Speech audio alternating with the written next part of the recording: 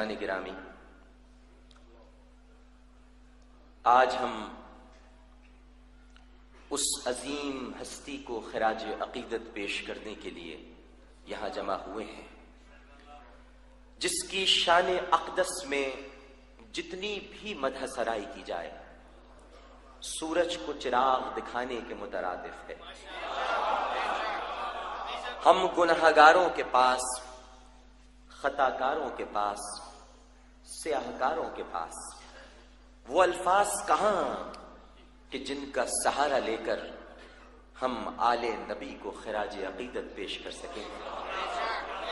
نہ زبان میں قوت گویائی ہے، اس لیے کہ میرا علم محدود ہے، میری عقل محدود ہے، میری آرزویں محدود ہیں، میری امیدیں محدود ہیں، میری جستجویں محدود ہیں، اور ان تمام حدود کے باوجود میں لامحدود کے پیاروں کا ذکر کر رہا ہوں۔ مجھ میں اتنی سکت کہاں، بس جو کچھ بھی نذران عقیدت پیش کر سکتا ہوں وہ دل کی گہرائیوں سے ہے۔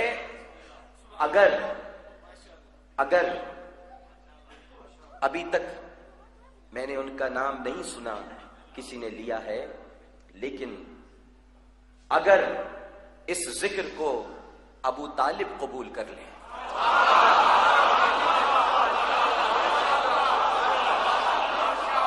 اگر اس ذکر کو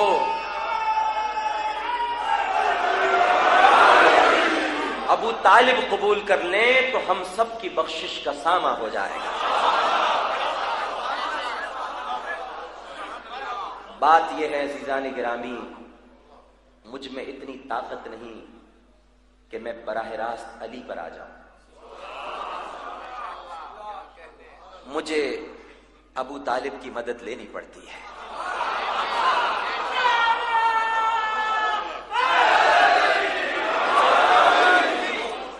میرے لیے بہت مشکل ہے، میں ابھی گلفام ہاشمی صاحب کی منزل تک نہیں آیا، نہ میں سید ہوں، نہ زاہد ہوں، نہ ملا ہوں، نہ حکیم ہوں، میں تو ابو طالب کی جوتیوں کی گرد چاٹنے والا ہوں۔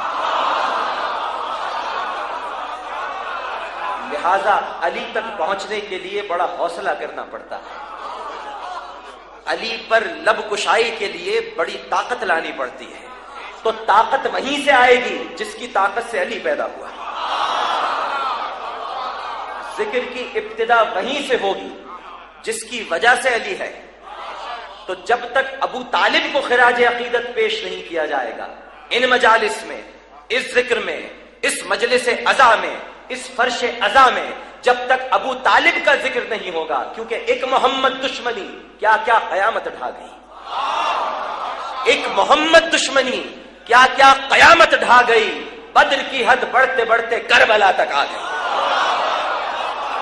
تو جب تک ابو طالب کا ذکر نہیں ہوگا، ابو طالب کے فضائل بیان نہیں ہوں گے، اس وقت تک علی کا ذکر نہیں ہو سکتا، کیونکہ مولا علی پہلے اپنے بابا کا ذکر سننا چاہتے ہیں۔ ایمان کی شان یہ نہیں کہ فضائل رسول پنجتن بیان کیے جائیں، بلکہ ایمان تو یہ ہے کہ اے میرے رب، میں اس جنت میں جانے کو تیار ہی نہیں جہاں ابو طالب نہ ہو۔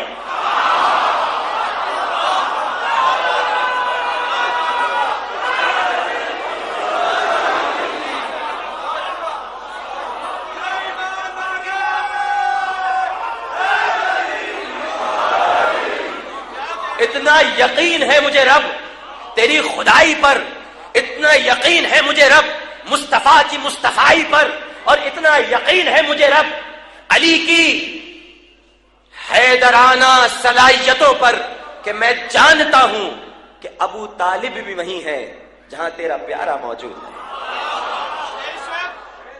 لیکن کیا کیجئے، تاریخ کی ستم ظریفی دیکھیے، تاریخ کا ظلم دیکھیے،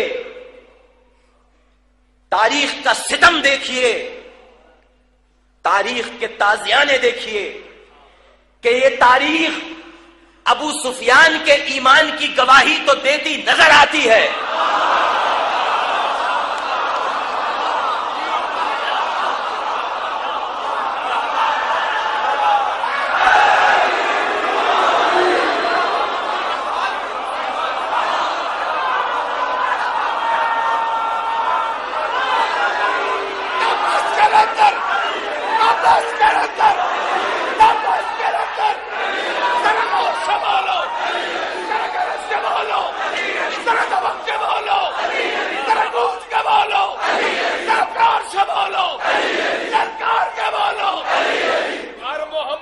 نے کہا خان کافر ہے تو پھر ہر مسلمان پہ واجب ہے کہ کافر ہونا.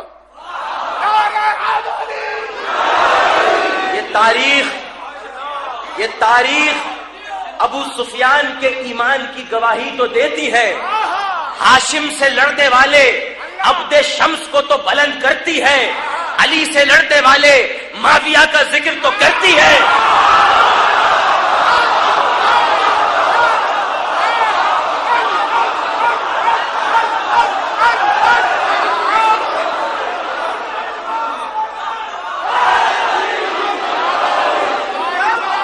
اور حسین پر ظلم کرنے والے یزید کو رضی اللہ تعالی عنہ تو کہتی ہے.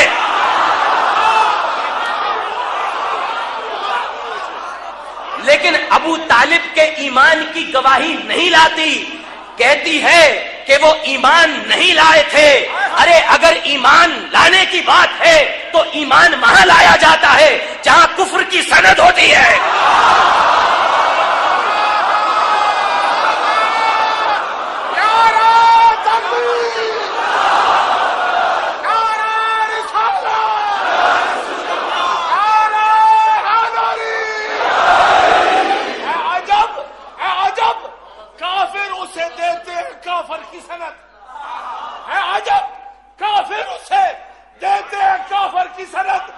جس کی انگلی تھام کے چلتا ایمان آج بھی.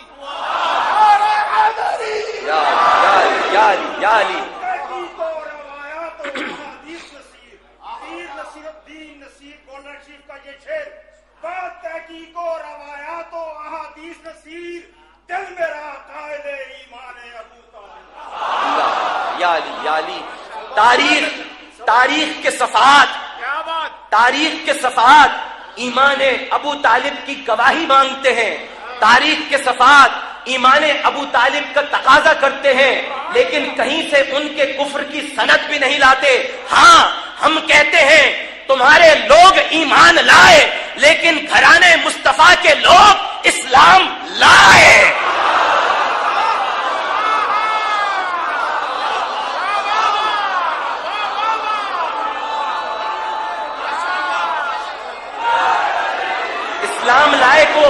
اسلام لائے کو دونوں طرح سمجھیے.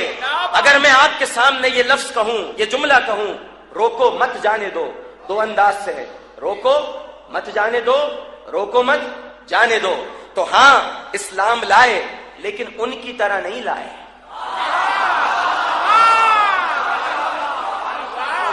ان کی طرح نہیں لائے، وہ تو لائے، وہ تو گھرانہ اسلام لایا.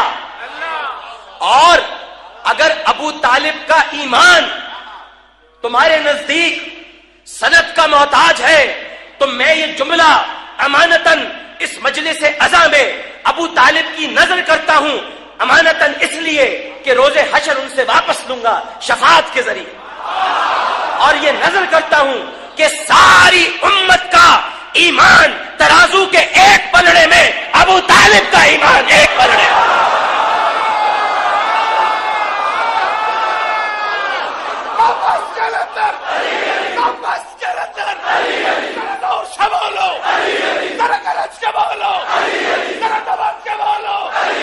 علی کے بابے کا تذکرہ ہے، علی کے بابے کے تذکرہ حق بنتے ہیں پاؤں کے پنجوں پہ کھڑے ہو کے نعرہ لگائے نعرہ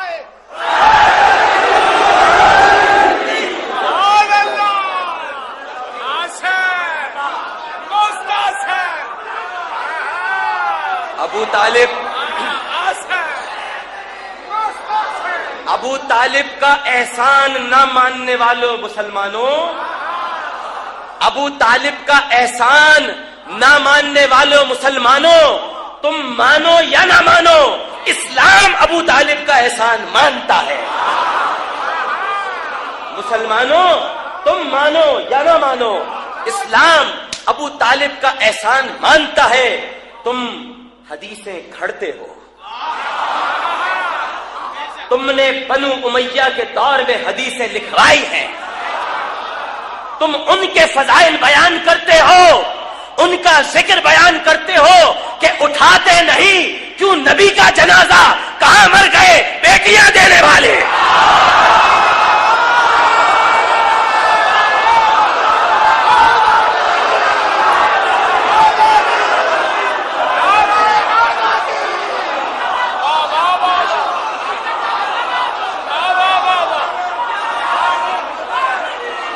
اٹھاتے نہیں کیوں نبی کا جنازہ؟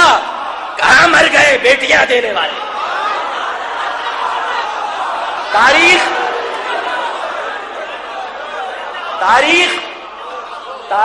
ان کے فضائل سے تو بھری ہوئی ہے.